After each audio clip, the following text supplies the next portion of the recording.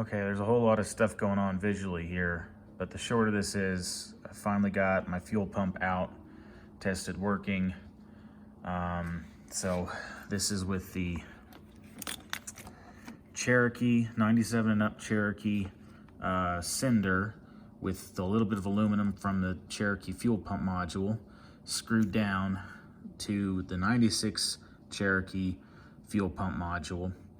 And then the float arm here, the float arm is from the 96 Cherokee.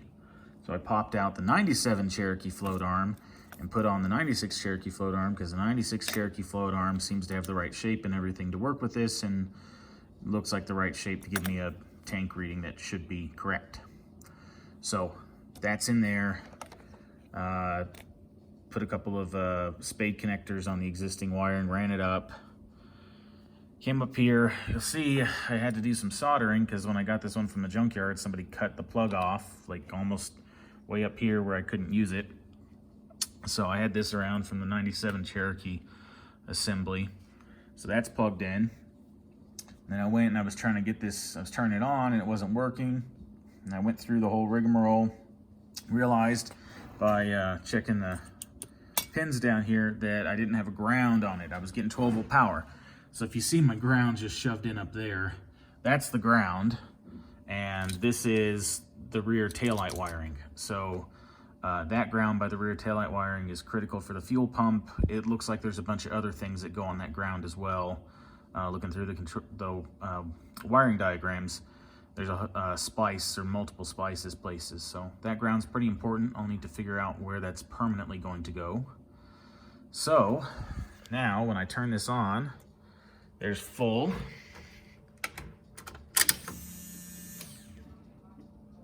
And there's full. And you heard the fuel pump turned on down here. All right. So now, show you, we'll try to get it to sit at about halfway or something.